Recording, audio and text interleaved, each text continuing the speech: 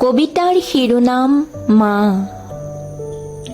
মা, মোৰ মৰমৰ মা, তোমাৰ মমতাৰ নদীত অৱগাহন কৰি মই পবিত্ৰ হলোঁ। তোমাৰ লাৱনী হাতৰ পৰশত দুখ ভাগৰ সকলো পাহৰিলোঁ। তোমাৰ চেনেহী কোলাত বুকুৰ সুঘ্ৰাণ লৈ পৰম নিশ্চয়তাত টোপনি গলোঁ। মা, তোমাৰ গাৰ গোন্ধটো কিয় বাৰু ইমান ভাল লগা? হয়তো পৃথিৱীৰ প্ৰতিজন সন্তানৰ বাবে এনেকুৱা।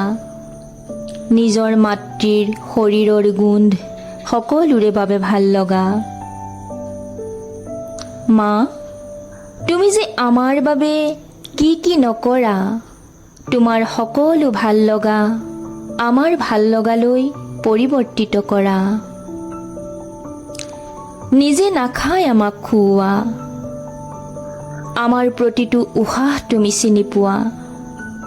আমি কান্দিলে তুমি কান্দা, আমি হাঁহিলে তুমিও হাঁহা। তোমাৰ জীৱনৰ সমস্ত সপোন আমাৰ নামতেই উৎসৰ্গা কৰা। সামান্য অসুখ হ'লেই কত উজাগৰি নিশা পাৰ কৰা আমাৰ কাষত বহি। আমাক কেন্দ্ৰ কৰিয়েই ঘূৰি থাকে তোমাৰ জীৱন চকৰি। আমাৰ মনৰ সমস্ত বতৰা চকুলৈ চালেই বুজি পোৱা। আমাৰ মংগলৰ বাবে সদায় ভগৱানৰ ওচৰত প্ৰাৰ্থনা কৰা। মা, কাৰ সৈতে তুলনা কৰিম তোমাক? নদী, সাগৰ, আকাশ নে পৃথিৱী?